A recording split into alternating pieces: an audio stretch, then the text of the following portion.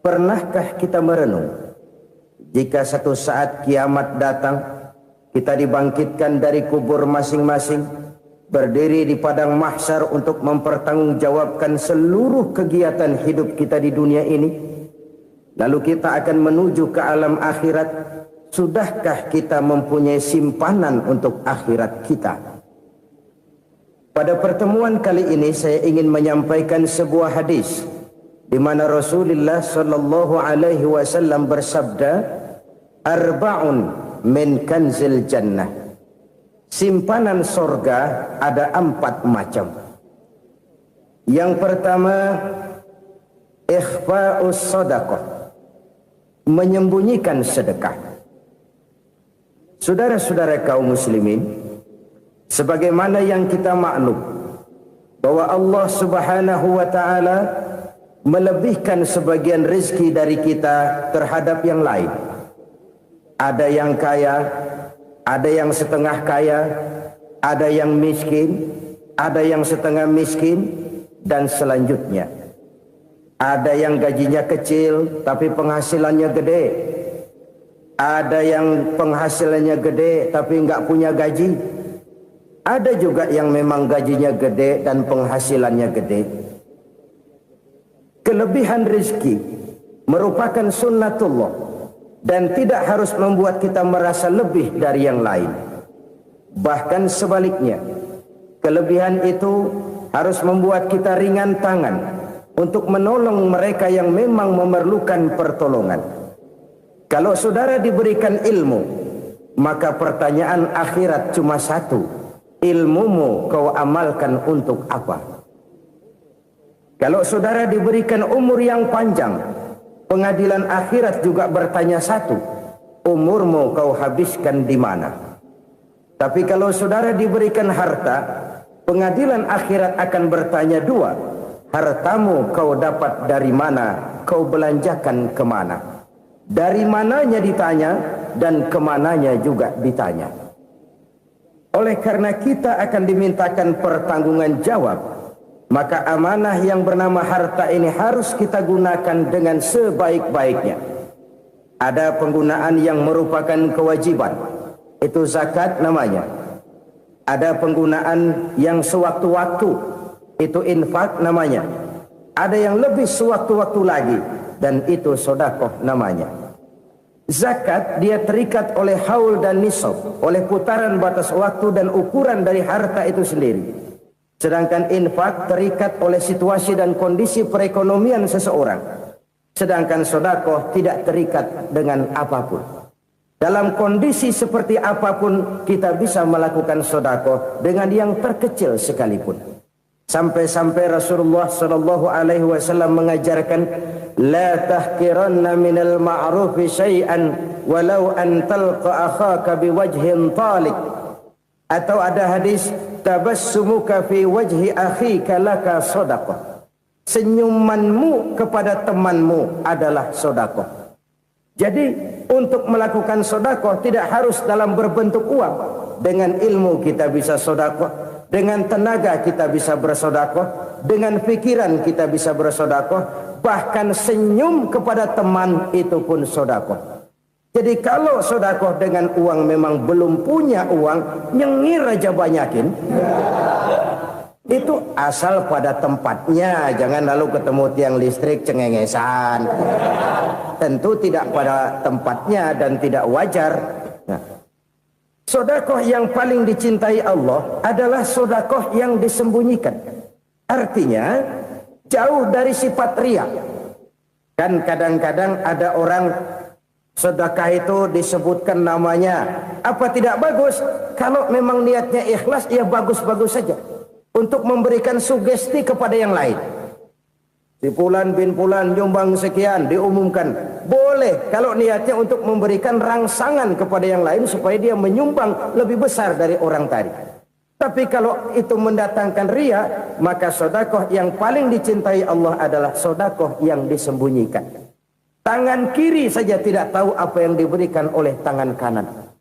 Sedekah yang dilakukan dengan ikhlas akan merupakan perbendaharaan surga. Tersembunyi dari pandangan orang lain, tidak seorang pun tahu. Karena memang sikap yang baik adalah melupakan kebaikan dan mengingat kesalahan. Itu salah satu ciri orang bahagia. Orang yang selalu mengingat kesalahannya dan berusaha melupakan segala kebaikannya. Kalau dia akan berada kebaikan, dia tidak bisa ikut, dia merasa rugi karena dia merasa belum pernah berbuat baik.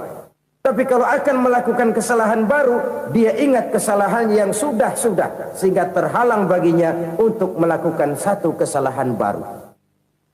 Demikianlah saudara-saudara, bahwa Allah melebihkan rizki sebagian kita dari yang lain, agar terjadi tolong menolong dalam kehidupan ini. Jadi kesenjangan yang nature, kesenjangan yang alami, itu sunnatullah. Ada yang kaya, ada yang miskin, ada yang kelas menengah.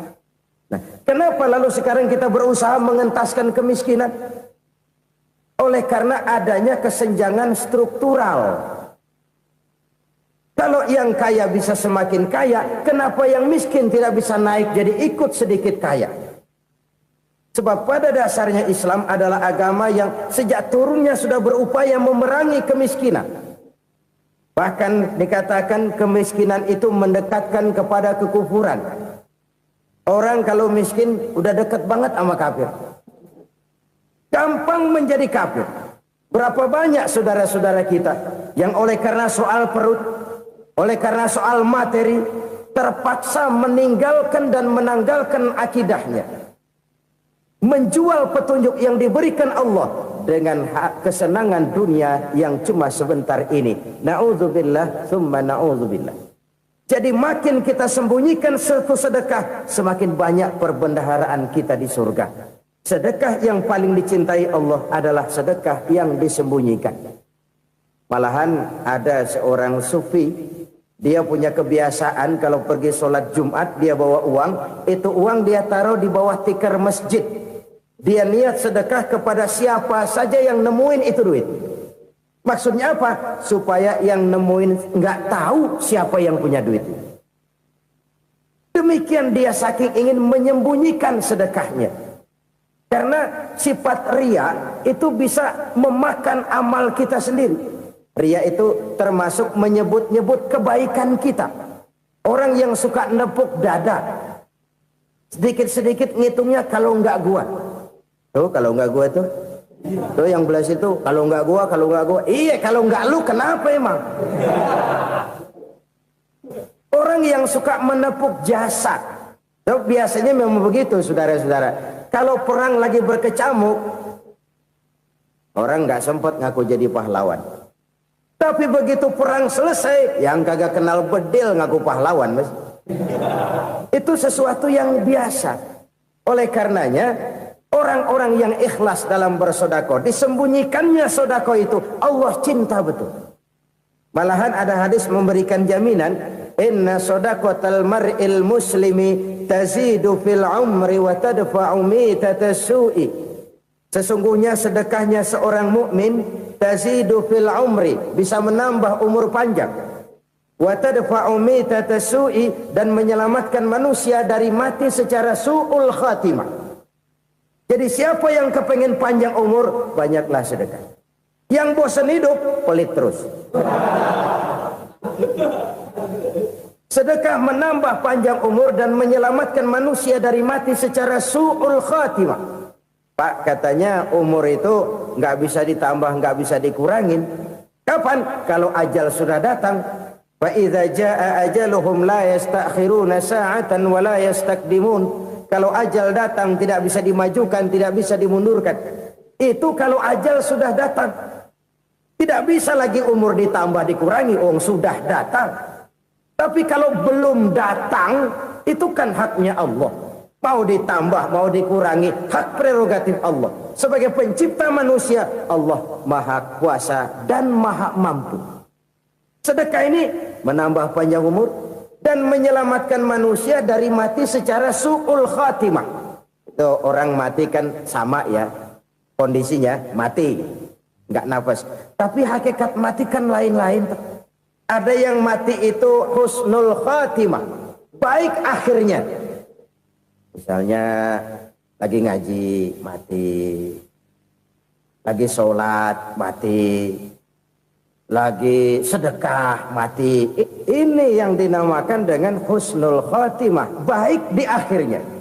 Sebaliknya ada yang su'ul khotimah, jelek di akhirnya. Ini yang jadi catatan akhir. Lagi nyekek botol, mampus. Lagi banting kartu, modar. Su'ul khatimah, jelek pada akhirnya. Sedekah menyelamatkan manusia dari mati secara su'ul khatimah. Dan kita semua kepengen mendapat husnul khatimah, jauh dari su'ul khatimah. Oleh sebab itu yang bisa menyelamatkan kita dari penyakit itu antara lain adalah sedekah yang disembunyikan, yang dikerjakan dengan ikhlas karena Allah, tidak karena kepengen dipuji orang, tidak karena ingin dikatakan orang pemurah. Sebab orang dermawan itu orang yang memberi tanpa harus diminta. Kalau masih harus diminta, ya belum dermawan namanya, masih harus diminta. Kalau nggak diminta ya tulus, lolos, polos. Saudara-saudara kaum muslimin rahimakumullah, harta adalah amanat dan akan kita pertanggungjawabkan. Allah melebihkan rizki sebagian kita dari yang lain agar kita saling tolong menolong, bantu membantu. Nabi janjikan siapa yang meringankan beban saudaranya muslim di dunia, Allah akan meringankan bebannya di akhirat nanti. Sebuah jaminan dari baginda Nabi. Si orang yang kita bantu barangkali tidak bisa membalas, Allah yang akan membalas lewat jalan lain yang tidak pernah kita sangka-sangka. Ada orang tanya, Pak, ini ada orang nyumbang masjid sambil marah-marah, bagaimana? Saya bilang sumbangannya aja ambil, marahnya jangan. Marahnya jangan diambil, itu urusan dia. Saudara-saudara kaum muslimin rahimakumullah, umat Islam ini kan umat yang punya potensi besar. Kadang kita merenung, kenapa kadang-kadang pembangunan masjid kok lambat sekali?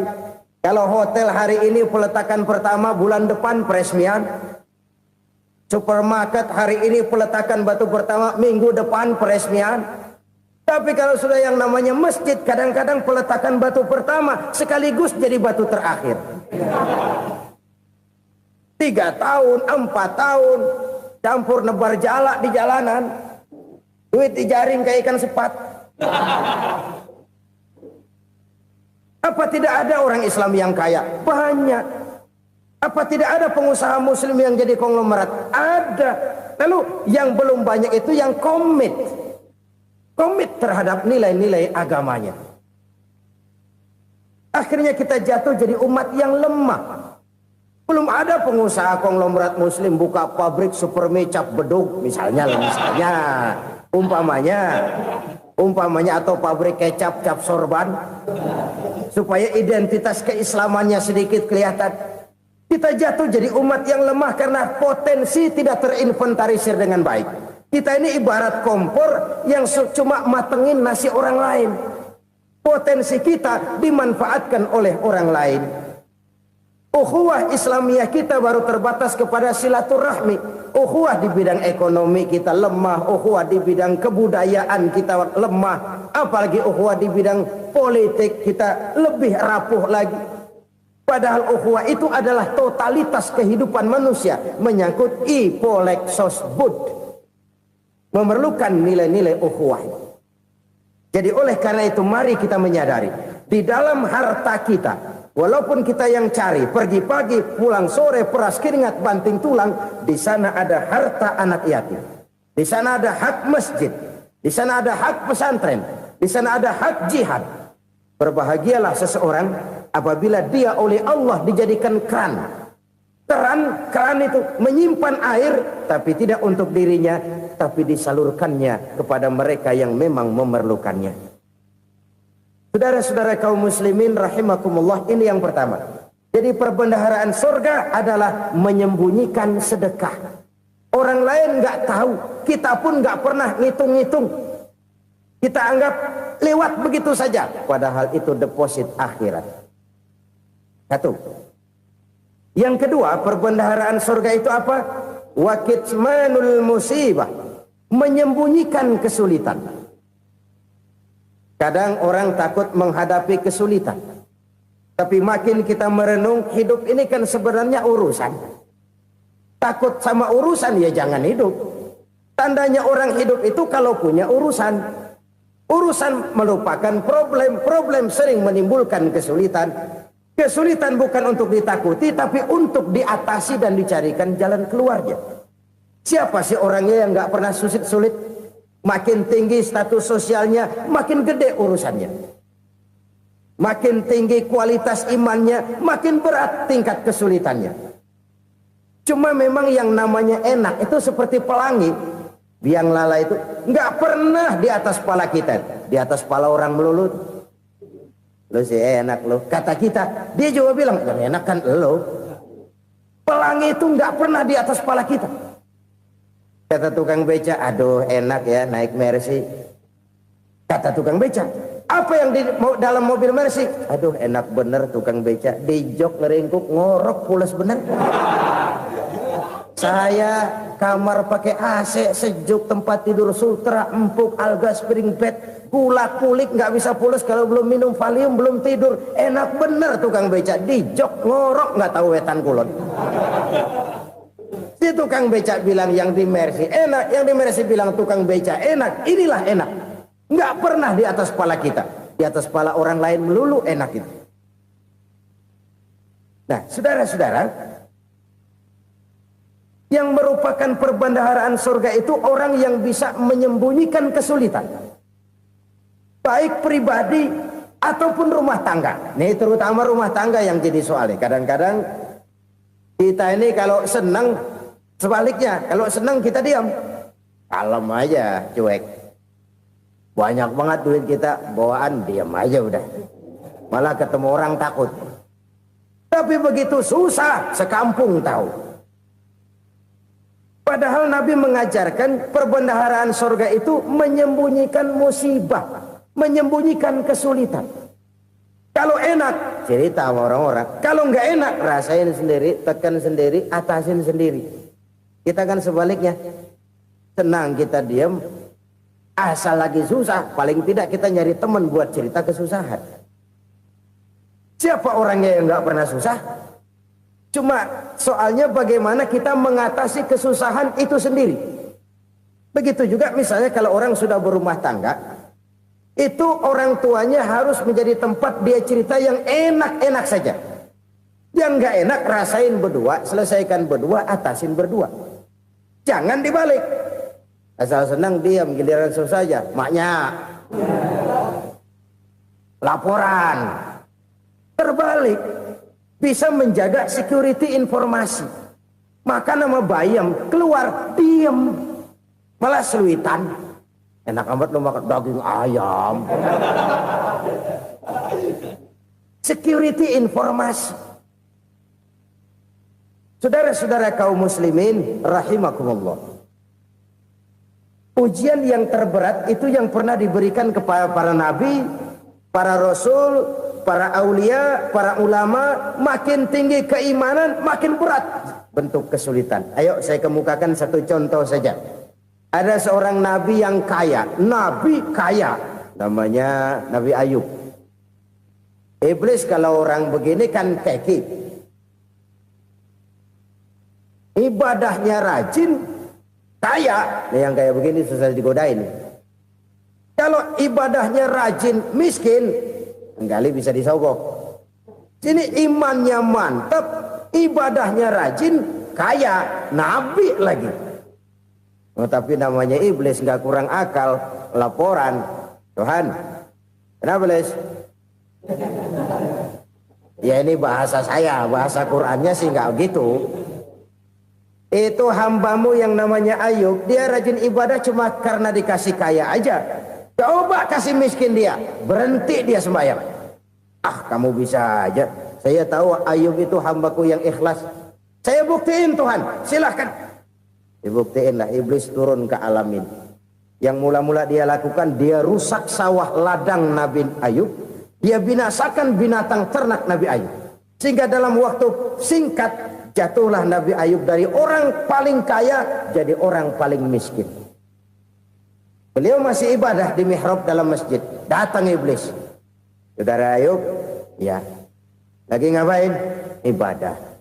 Nyembah Allah, nyembah Allah. Oh, percuma. Kenapa? Tuhan yang ente sembah nih, dia udah bikin miskin ente.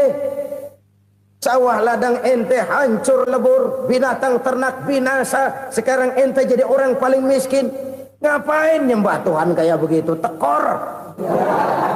Udah berhenti dah ibadah, berhenti ibadah. Ini iblis sama Tuhan laporannya lain, yang dikerjakan kepada Nabi Ayub juga lain. Benar begitu iblis kata Nabi Ayub? Iya, sawah ladang saya habis, buras. Binatang ternak saya binasa, binasa. Saya miskin, bangpak. Apa jawab Nabi Ayub? Bukan innalillahi, ya ini hebat. Alhamdulillahillazi a'tani wa akhza minni. Segala puji bagi Allah yang telah memberikan harta kepada saya dan sekarang mengambilnya lagi. Alhamdulillah. Allah yang ngasih, Allah yang ambil. Itu mah urusan Allah. Iblis cuman ibadah jalan terus, sujud lagi Nabi Ayub. Iblis seleher gondok banget. Dasar Nabi nggak mempan dia apa-apain. Miskin malah alhamdulillah. Allah yang ngasih, Allah yang ngambil. Jadi kalau kita tidak komit, kita tidak terikat kepada kaya, miskin, senang, susah, apa yang bisa bikin kita susah? Jadikan kekayaan, kemiskinan, jadikan senang, susah sebagai anak buah yang bisa kita atur. Jangan kekayaan ngatur kita, jangan kemiskinan ngatur kita. Kita yang harus mengatur mereka. Senang, susah, kaya, miskin, bahagia, sengsara, jadikan itu anak buah yang bisa kita atur. Kalau sekarang kita kaya, lain saat boleh jadi kita miskin, semiskin-miskinnya. Allah yang ngasih, Allah yang ngambil. Tenaga mana yang bisa menghalangi? Ibadah jalan terus. Iblis makin gondok. Dasar Nabi loh. Akhirnya apa? Nabi Ayub dikerjain, diberikan penyakit. Demikian fatal penyakitnya. Bayangin, udah miskin sakit. Masya Allah. Miskin sakit. Sakitnya nggak lama, kira-kira 16 tahun. Istrinya 3, 2 mental minta ceraiin. Ngerawatin laki bengek begini. Senang belum tentu, susah udah pasti nih. Cerai aja, cerai dah. Cerai. Tinggal satu Siti Rahmah yang setia menemani beliau. Sesetia-setianya hati perempuan. Satu saat Siti Rahmah bilang, "Bang, iya, abang kan Nabi bang. Lalu namanya Nabi kan doanya jarang meleset bang. Maksud kamu minta kenapa sih sama Tuhan biar abang sembuh baik dah bang?" Siti Rahmah, iya. Saya sakit berapa tahun sih dah? 16 tahun bang. Sebelum ini saya sehat berapa tahun? Ya kira-kira 60 tahun bang. Nah coba ente banding-bandingin Rahmah. Saya dikasih sehat 60 tahun. Dikasih sakit 16 tahun. Sudah nggak sabar mau doa kepada Allah minta sembuh. Saya malu kepada Allah. Diuji dengan yang luar biasa seperti ini, tidak mengganggu stabilitas kehambaannya. Dia tetap menghamba kepada Allah Subhanahu wa ta'ala. Saudara-saudara kaum muslimin rahimakumullah. Kunci menghadapi kesulitan itu apa? Allah jelaskan dalam satu ayat, wa basyiris sabirin alladzina iza asabathum musibah qalu inna lillahi wa inna ilaihi raji'un. Gembirakan orang-orang yang sabar. Siapa mereka itu? Yang apabila mendapat musibah mereka kembali kepada keyakinan dasar. Segalanya dari Allah dan segalanya akan kembali kepada Allah. Ini konsepsi dasar dari sikap muslim dalam menghadapi berbagai kesulitan. Segalanya dari Allah, segalanya akan kembali kepada Allah. Kalau ini sudah kondisi dasarnya, maka kita akan lapang menghadapi kenyataan bagaimanapun pahitnya. Apakah itu namanya miskin? Apakah itu namanya sakit? Bahkan maut sekalipun. Maut sekalipun. Segalanya dari Allah, segalanya akan kembali kepada Allah. Ini sikap hidup, bukan sekedar ucapan. Kita kadang-kadang menjadikannya sebagai ucapan. Mulutnya sih nggak berhenti, innalillahi wa inna ilaihi rajiun, tapi nangisnya terus gerung-gerungan. Bukan itu, ini kesadaran moral. Kalau segalanya dari Allah, segalanya kembali kepada Allah, kan sebenarnya cuma nunggu giliran. Hari ini saya nyembayangin dia, entah hari apa saya disembayangin orang. Hari ini saya antar dia ke kubur, entah hari apa orang nganterin saya ke kubur. Hari ini saya tahlilkan dia, entah nanti kapan orang tahlilkan saya. Segalanya dari Allah, segalanya akan kembali juga kepada Allah. Oleh sebab itu saudara-saudara, kesulitan bukan untuk ditakuti. Kesulitan justru untuk diatasi, dicarikan jalan keluarnya. Dan tidak ada orang yang tidak pernah mendapat kesulitan. Tidak ada. Semakin tinggi status sosial, semakin tinggi kualitas keimanan, semakin besar juga tingkat kesulitan. Hanya saja bagaimana cara kita mengatasinya. Dan Al-Quran menyatakan, inna ma'al usri yusra. Di balik kesulitan itu pasti ada kemudahan. Roda itu berputar. Karena itu Rasulullah sallallahu alaihi wasallam mengingatkan kepada kita, ta'arraf ilallahi firraha ya'rifka fisyiddah. Ingatlah kepada Allah di waktu kamu senang, supaya Allah ingat kepada kamu di waktu kamu susah. Kalau waktu senang kita ingat kepada Allah, kita susah, Allah tidak akan meninggalkan kita. Tapi kalau waktu senang kita jauh dari Allah, sujud tidak sempat, dengan masjid jauh, ketika senang kita lupakan Allah. Nanti begitu kita susah, Allah lupakan kita. Dan itu menyakitkan. Oleh karena itu orang-orang tua kita dulu bilang, kalau lagi sehat ingat-ingat, lu bakal sakit nanti. Kalau lagi kaya ingat-ingat satu saat kita bakal jatuh miskin. Bahkan kalau lagi muda ingat-ingat kita bakal tua. Dan yang terpenting, kalau lagi hidup ingat-ingat kita bakal mati. Saudara-saudara kaum muslimin rahimakumullah. Jadi yang kedua yang merupakan perbendaharaan surga, menyembunyikan musibah. Saudara-saudara kaum muslimin rahimakumullah. Hal ketiga yang merupakan perbendaharaan surga adalah wasilatur rahmi. Orang yang suka bersilaturahmi. Sebagaimana yang kita maklum bahwa manusia adalah makhluk yang disebut zon politika. Makhluk sosial yang tidak mungkin hidup sendiri-sendiri. Betapa dan siapapun kita memerlukan orang lain. Bodoh betul manusia kalau tinggal di tengah masyarakat tapi tidak mau bermasyarakat. Merasa hebat sendiri, pinter sendiri, gagah sendiri, kaya sendiri. Mungkin kalau mati juga ngubur sendiri. Jangankan kita di sini, di sorga saja Nabi Adam waktu sendirian bengong melulu, mondar mandir. Allah tegur dam sepi dam. Ya ini kalau bahasa saya. Iya Tuhan sepi ini nggak ada coret-corekan pisan ini. Diciptakan Siti Hawa baru anteng Nabi Adam. Itu di sorga. Cobalah. Umpamanya saudara tinggal di Jakarta nih. Kayak bener. Apaan aja di Jakarta punya saudara dah.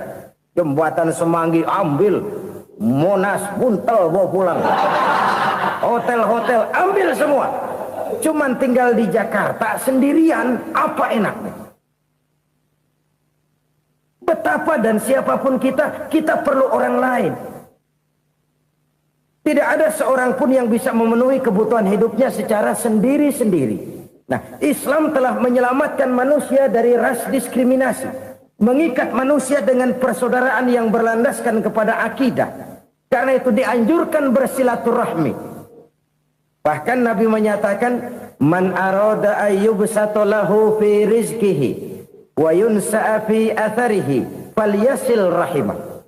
Siapa yang kepengen diluaskan rezekinya dan dipanjangkan usianya, banyaklah ia bersilaturahmi. Siapa yang kepengen dimudahkan rezekinya, hendaknya ia banyak bersilaturahmi. Kalau banyak teman, kesulitan kan paling tidak ada tempat cerita. Udah susah, sendirian kita pikirin diri, nggak ada tempat tukar pikiran. Cepet banget sama bengek. Dilawan sendiri.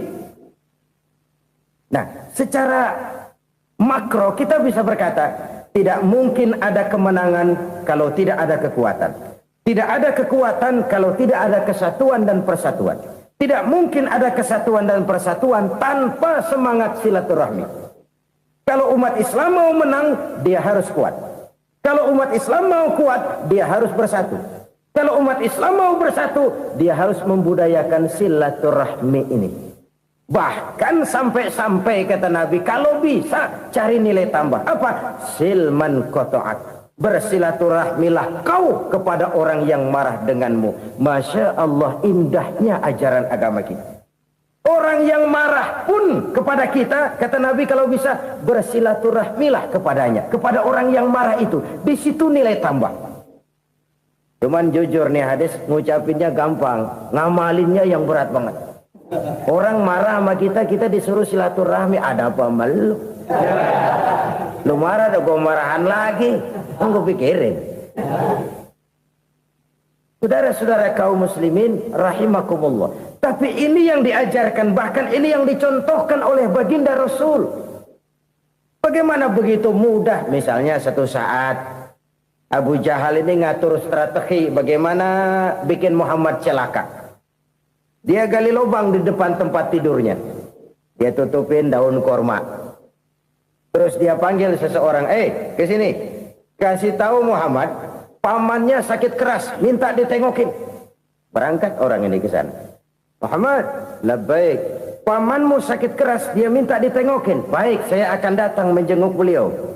Berangkatlah Nabi ke rumah Abu Jahal tanpa prasangka apapun. Abu Jahal udah pasang setil, selimut 3 rangkap setengah dipakai. Persis kayak orang meriang. Tapi sembari ngintip dari balik selimut, begitu Muhammad buka pintu, nah masuk perangkap nih. Muhammad jalan menuju tempat pembaringan. Makin lama makin dekat, makin lama makin dekat, makin dekat ke lubang yang dipasang oleh Abu Jahal itu. Dalam hati Abu Jahal, terus dah jatuh, mampus dah lo ini. Mampus lo hari ini. Apa yang terjadi? Malaikat Jibril datang. Muhammad, pamanmu cuma pura-pura sakit. Di depan tempat tidurnya ada lubang perangkap supaya kamu jatuh ke situ. Sudah, kamu pulang. Balik kanan Nabi. Sudah hampir jatuh ke lubang, balik kanan, pulang. Bayangin kecewanya Abu Jahal. Muhammad dikit lagi, Muhammad dikit lagi. Enggak, paman, saya pulang aja. Emosi bangun dari tempat tidur, enggak sadar kalau lagi pura-pura sakit. Lompat ngejar Nabi, dia lupa dengan lubang yang dia gali. Pusrak, nyemplung sendiri ke dalam lubang.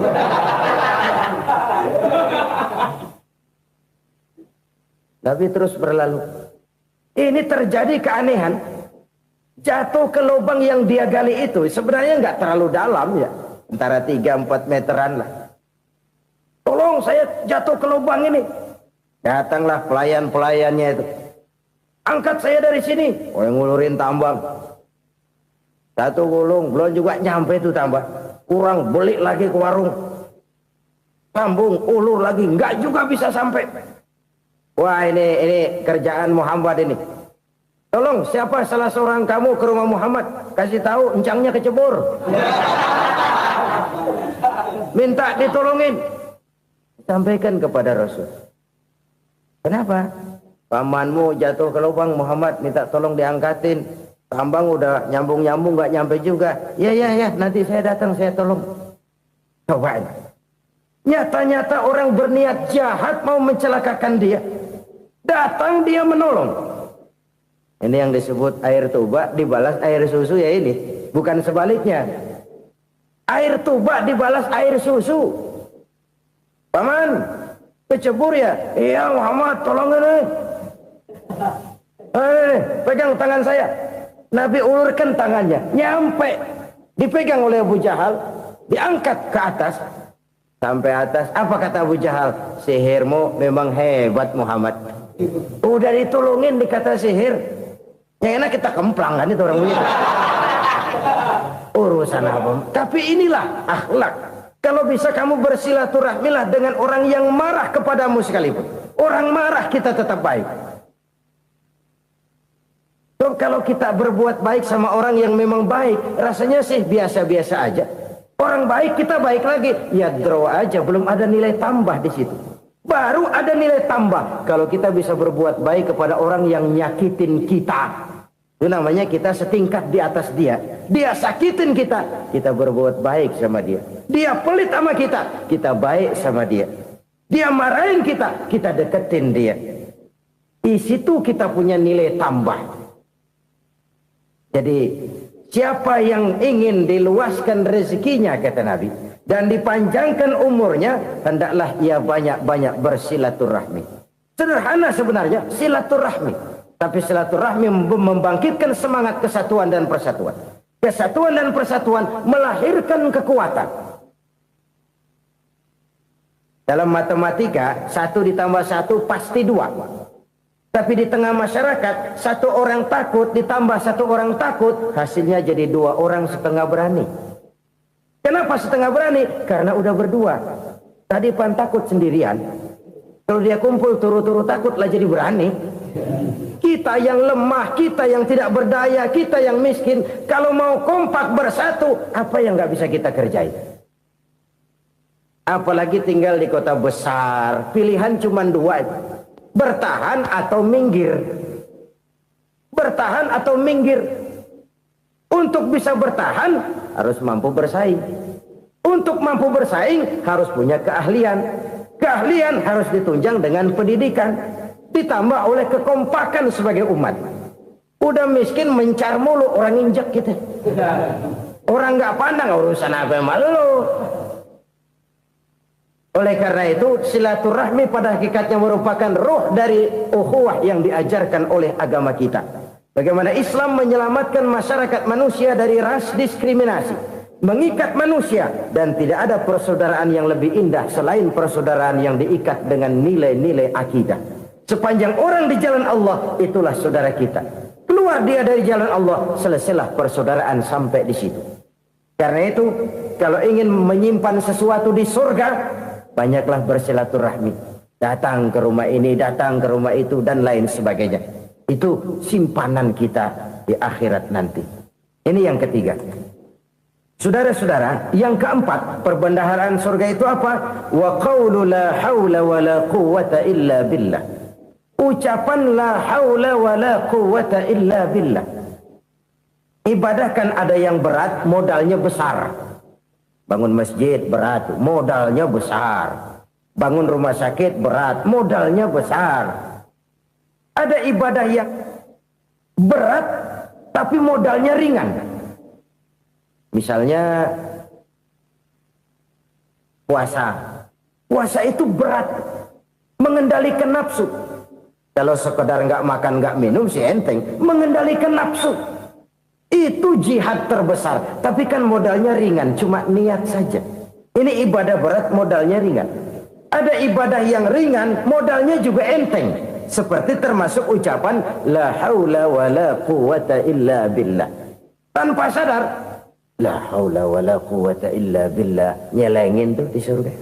Nyelengin, kita nggak terasa. Nyelengin simpenan akhirat. La haula wa la quwwata illa billah. Nyimpan lagi. Kaget, la haula wa la quwwata illa billah. Nyimpan lagi. Banyak simpanan. Walaupun sebenarnya yang dimaksud di sini adalah kesadaran batin. Bahwa tidak ada daya dan kekuatan kecuali Allah. Itu intinya. Kita memulai pekerjaan disunahkan baca bismillah, kan begitu. Apa itu? Kesadaran moral. Bahwa ini saya bisa kerjakan. Saya kerjakan ini dengan menyebut nama Allah. Kenapa? Kalau Allah tidak memberikan daya dan kekuatan, mana mampu saya kerjakan ini. Maka saya kerjakan ini dengan menyebut nama Allah. Bismillah. Kesadaran moral. Manusia hanya wajib berusaha, tapi nggak pernah wajib berhasil.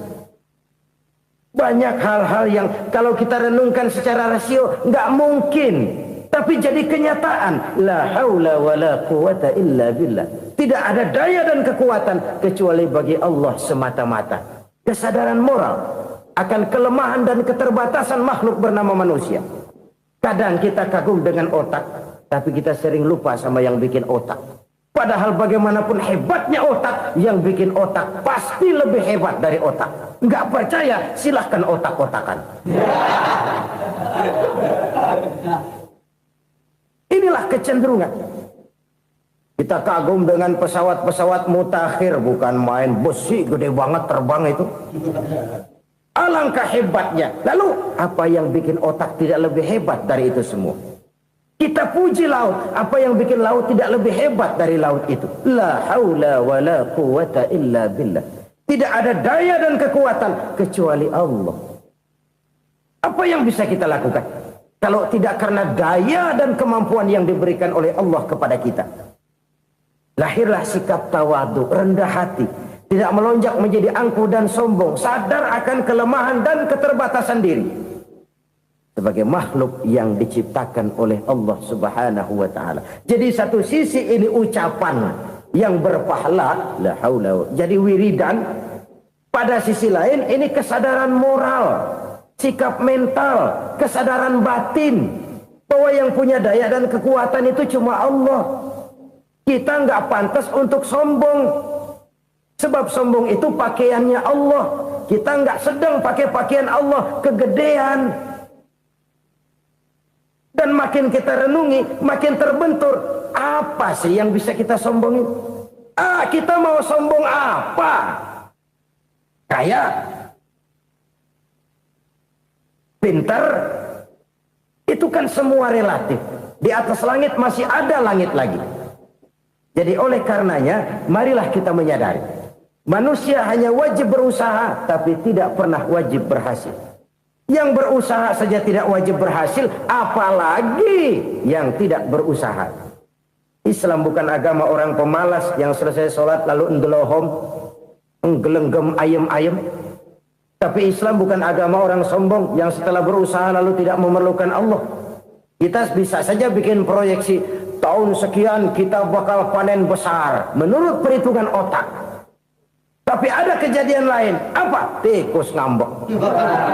Habis itu dimakanin tikus, panen gagal. Proyeksi rasional gagal oleh tikus-tikus yang ngambek itu. Bisa saja terjadi. Tahun depan kita panen besar, urung. Kenapa? Musim panas panjang. Dan sekarang ini koran-koran bikin berita musim mengalami penyelewengan. Bukan cuma manusia yang nyeleweng sekarang. Musim pakai nyeleweng. Mestinya kan musim hujan udah selesai, masih hujan-hujan juga. Musim. Nah sekarang kita boleh bikin proyeksi, kita bakal panen besar. Tahu-tahu musim panas panjang, sawah retak, air kering. Cari teknokrat yang paling botak, suruh pendekin tuh musim panas. La haula wa la quwata illa billah. Inilah kesadaran moral. Saudara, saya teringat satu saat ada seorang konglomerat. Umurnya ya kira-kira 70-an. Satu saat dia ditanya oleh wartawan, "Pak, umur Bapak berapa sih?" "Ya paling 10 tahun." 10 tahun? 10 tahun? Anak Bapak berapa orang? Satu saja? Satu. Harta Bapak berapa? Ya paling-paling bangsa 7 juta kali. 7 juta? Iya. Pak, kenapa Bapak bohongi saya? Bapak punya buku biografi. Koran-koran, majalah-majalah banyak memuat cerita riwayat hidup Bapak. Saya tahu umur Bapak 70. Kenapa bilang cuma 7 tahun? Saya tahu anak Bapak 8. Kenapa cuma bilang 1? Saya tahu harta Bapak miliaran, mungkin triliunan. Pabrik di mana-mana, bank di mana-mana.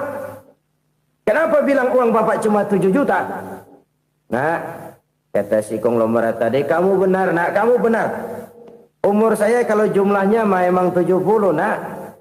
Cuman ingat-ingat saya, baru 7 tahun terakhir ini saya sujud. Baru 7 tahun terakhir ini saya berusaha dekat dengan Allah. Saya laksanakan perintahnya, saya jauhi larangannya.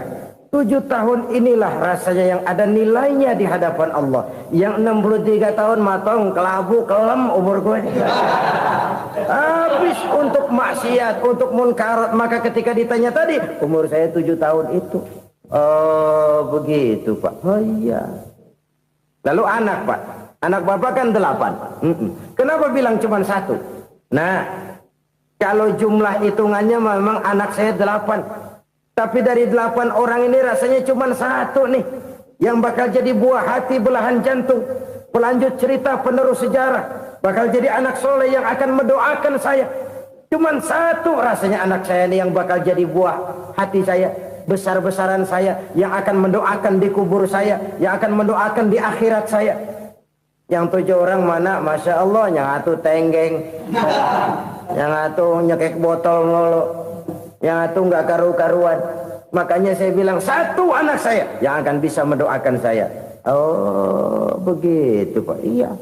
Nah harta Pak. Harta Bapak kan triliunan. Pabrik Bapak di mana-mana. Uang Bapak hampir di tiap bank-bank besar. Kenapa bilang cuma 7 juta? Betul kau nak. Harta saya kalau jumlahnya memang miliaran, triliunan mungkin. Tapi yang saya ingat baru 7 juta tuh yang saya belanjakan di jalan Allah. Saya nyumbang masjid, saya santuni yatim piatu, saya bantu pembangunan pesantren, saya bantu pembangunan rumah sakit Islam. Itu yang akan saya bawa pulang ke akhirat, yang 7 juta itu. Yang triliunan itu nanti akan diperebutkan oleh anak-anak saya sebagai waris saya. Jadi harta saya 7 juta itu yang bakal nemenin saya di akhirat, yang akan saya bawa pulang jadi teman saya. Saudara-saudara kaum muslimin, jangan-jangan orang tua itu adalah kita-kita ini. Jangan-jangan kita-kita ini adalah orang tua itu. Jangan-jangan itu potret dari diri kita masing-masing. Dari sekian umur yang diberikan Allah, berapa tahun yang ada nilainya di hadapan Allah. Dari sekian anak-anak yang merupakan amanah, berapa yang akan mendoakan kita sebagai orang tuanya menjadi anak soleh. Dari sekian banyak harta yang diberikan Allah, berapa yang akan kita bawa pulang menghadapnya nanti, yang kita belanjakan di jalan Allah. Ini sebuah potret kehidupan. Karena itu kita kembali kepada la haula wa la quwata illa billah. Kita wajib berusaha, kita wajib berikhtiar. Selebihnya segala daya dan kekuatan hanya milik Allah saja semata-mata. Satu kesadaran batin dari setiap pribadi muslim. Setelah ia berusaha dan berikhtiar, ia menyerahkannya kepada Allah Subhanahu wa ta'ala. Jadi satu sisi ini merupakan wiridan ucapan yang mengandung pahala. Pada sisi lain ini merupakan sikap batin dari seorang muslim di dalam ia menghadapi realitas kehidupan ini. Saudara-saudara kaum muslimin rahimakumullah. Kalau ini kita jadikan satu basis kehidupan, maka ini akan menyelamatkan manusia dari kemungkinan tergelincir menjadi orang yang lupa diri dan lupa darat. Sebab itu Imamul Ghazali berpesan, jadidis safinah fa innal bahra amiq wa khuziz zad fa inna safara ba'id wa khaffifil hamla fa innal hamla sadid. Perbarui selalu kapalmu karena lautan sangat dalam. Bawa bekal yang banyak karena perjalanan ini sangat jauh. Ringankan beban karena kebanyakan beban akan menyakitkan. Alangkah indah kalimat ini, alangkah dalam makna yang terkandung di sana. Perbarui selalu kapalmu karena lautan sangat dalam. Apa artinya ini? Jaga mentalmu baik-baik. Pelihara imanmu baik-baik karena hidup penuh cobaan seperti lautan. Kita kalau berlayar di lautan kan kadang-kadang tenang, angin bertiup sepoi-sepoi basah. Jika malam datang bintang gemintang bertabur menghias cakrawala, rembulan memantulkan sinarnya dengan indah. Dalam keadaan begitu berlayar enak, tapi lain saat ombak menggunung, halilintar menyambar, angin topan bertiup. Berapa banyak sudah saudara-saudara kita yang tenggelam di lautan dunia tanpa sadar bahwa dia belum sampai kepada pantai yang akan dituju.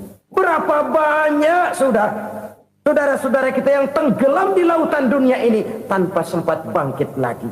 Dia menyangka sudah sampai kepada tujuannya. Hati-hati kapal jangan sampai bocor karena lautan sangat dalam.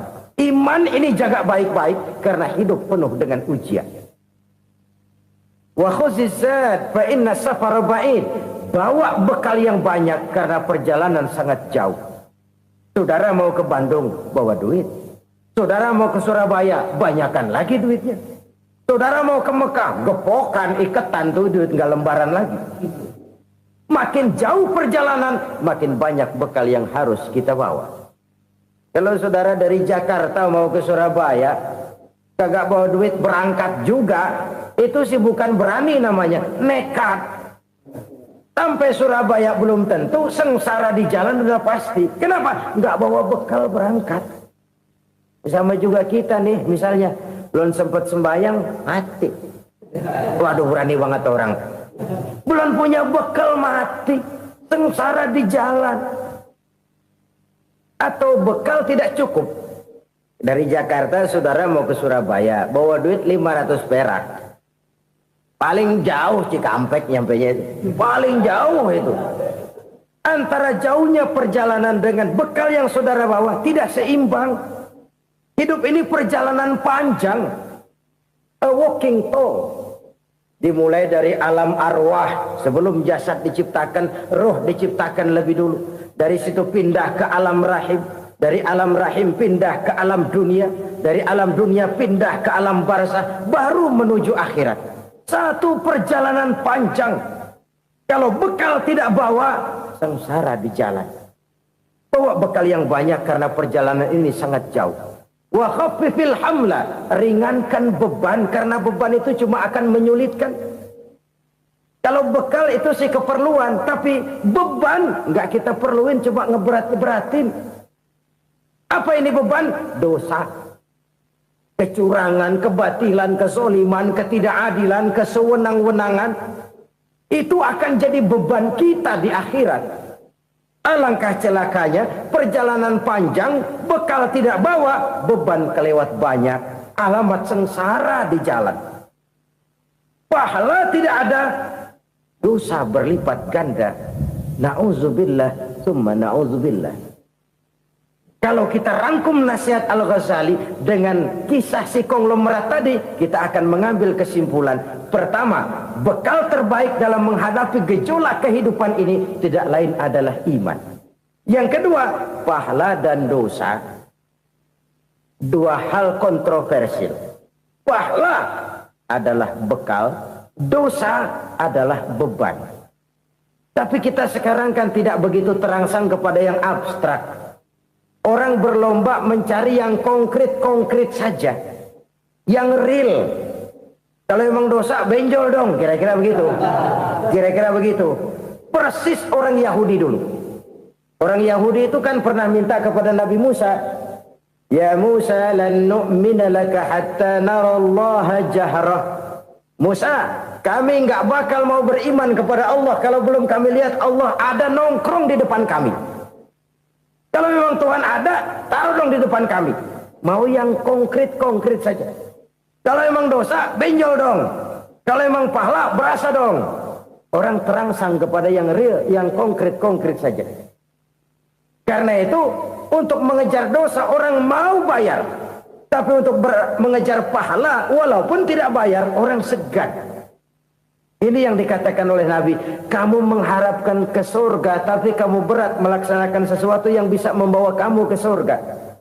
Kamu ingin jauh dari neraka, tapi tiap saat kamu lakukan perbuatan-perbuatan yang justru menjerumuskan kamu ke neraka. Idda'aitum an-najata minan nar wa ramaitum fiha anfusakum. Kamu ingin selamat dari neraka, tapi kamu lemparkan diri kamu ke neraka. Kamu ingin masuk surga, tapi berat sekali kamu melakukan perbuatan-perbuatan yang bisa menyampaikan kamu di surga.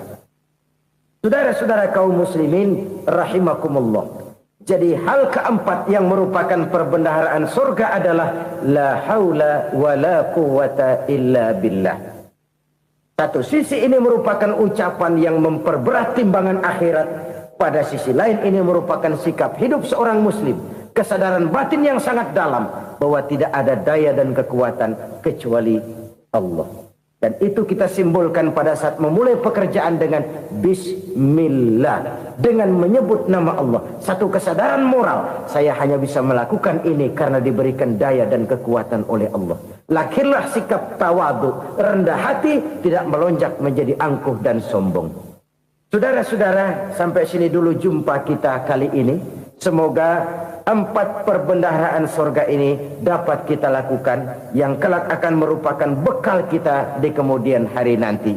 Amin ya rabbal alamin. Terima kasih atas segala perhatian, mohon maaf atas segala kekurangan. Usikum wa iyaya bitaqwallah. Wassalamu alaikum warahmatullahi wabarakatuh.